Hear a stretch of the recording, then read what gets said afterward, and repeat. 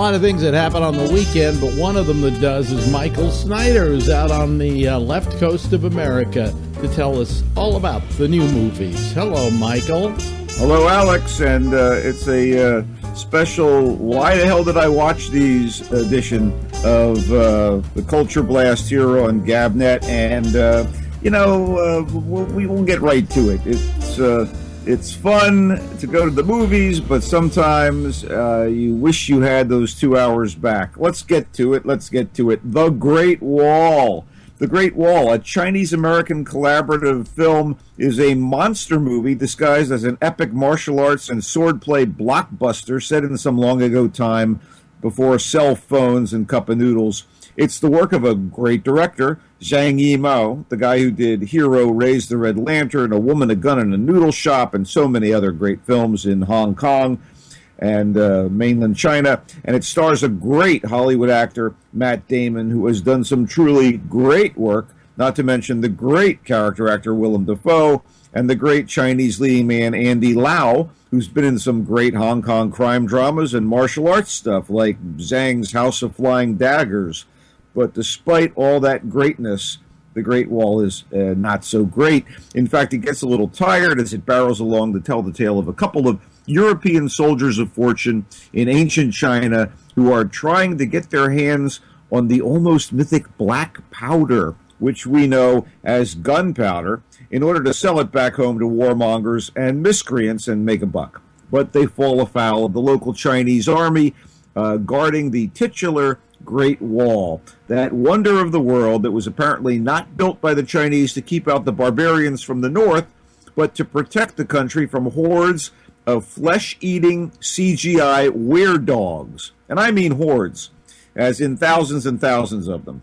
One of the Europeans is Damon, speaking in an American accent that seems counter to his character, an ace archer who I assume is from the British Isles, especially since his frenemy is a Spanish-accented thief and brigand played by Pedro Pascal of Game of Thrones. Where's Damon's character from? Really, no idea. But he's got a weak flirtation going on with the local army general, a woman who happens to look incongruously like an Asian supermodel and is played by Jing Tian. Defoe is some monk-type guy with his own sinister agenda. Lau is totally wasted in a tiny role as the commander's strategist. So it's mostly gigantic battles with computer-generated swarms of beasts with razor-sharp teeth. I mean, it's exhausting. It has little or no character depth or development, or internal logic, or any explanation for the source and nature of the creatures. It just keeps plowing forward like the wave of weird dogs assaulting the Great Wall. Oddly enough, the script is based on a story by Edward Zwick and Marshall Herskovitz of the Civil War movie Glory and TV's 20-something, and more to the point, Max Brooks, the guy who wrote the novel World War Z about swarming hordes of zombies that resulted in a movie as mediocre as this one. Sorry about The Great Wall.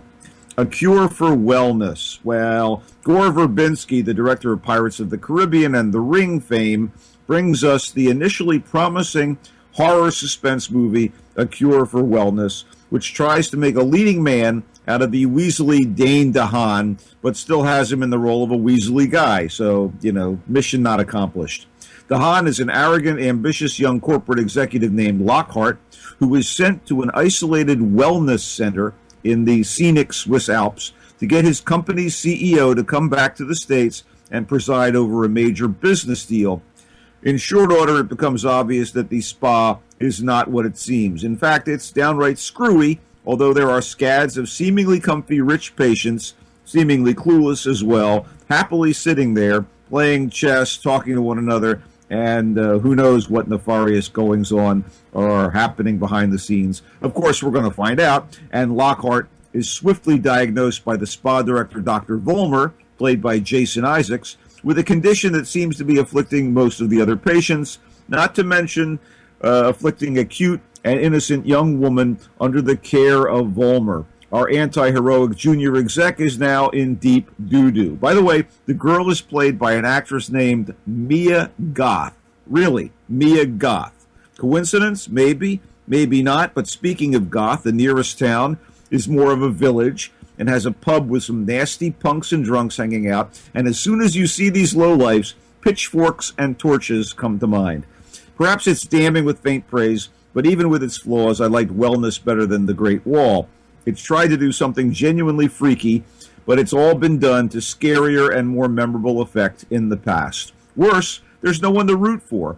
DeHaan's character is a douche and a stiff, and the pseudoscience and any supernatural elements that show up never seem to make any sense, even in the context of the movie's world. When it was over, I needed a cure for disappointment.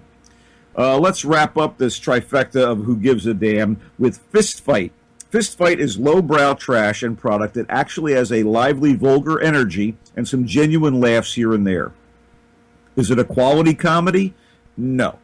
Forgettable? You bet. Terrible? Not really. A game cast led by Charlie Day from It's Always Sunny in Philadelphia, and of course rapper-actor Ice Cube. They give their all in this patently ridiculous romp set on the last day of high school before summer break in some undifferentiated suburb. The school is not the best when it comes to academic standards and student behavior. In fact, there are going to be staff cutbacks, and everyone on the faculty is worried about job security. Meanwhile, the seniors are going wild with pranks and receiving no discipline. And two teachers, mild-mannered English teacher Andy Campbell, played by Day, and disciplinarian history teacher Ron Strickland, played by Cube, come into conflict. As a result, the bruising Ron challenges Milquetoast Andy to a fist fight outside the school when classes are over that afternoon. The word gets out via social media, the students are in an uproar, the jobs are on the line, and Andy's wife and daughter await him at the daughter's recital, unaware of the fracas to come. It's all pretty idiotic, but Tracy Morgan as a slacker gym teacher, Jillian Bell as a sexually predatory guidance counselor, and Dean Norris as the conniving principal have some funny moments. The voluptuous Christina Hendricks of Mad Men fame is a violent, knife-wielding French teacher, and Dennis Haysbert plays a corrupt school superintendent, so they're all on hand, but this is truly less than the sum of such decent parts. Cable fodder, man. Fist Fight left me punch-drunk. There are some various indie and foreign films that are opening this weekend, and it's been a pretty busy time, so I haven't gotten to them. Maybe we'll pick up on them next time out. Anything on hand at your end? No, nothing on hand at my end. So it's pretty boring right now. There must be something on the tube that you're catching up to or enjoying. I think Legion is starting to rev up a little bit. Yeah. Is it done its second week yet? Yes, and The Expanse has been fantastic. Sci-Fi's adaptation of the politically skewed solar system thriller, The Expanse, has been wonderful, and it's in series 2, and it's the best thing I think ever done. Well, I bailed out on 1, so I don't think I'll get around to 2. Oh, it's just terrific. It's complex. It deals with class and caste systems. It's got space battles. It's got intrigue. It's got politics. I really enjoy it. It's 3 warring factions, the people on Earth in the future, the people on Mars, and the people in the asteroid belt who are kind of outliers. I love it. Anyway, that's my recommendation. Okay, tell them where they can find you.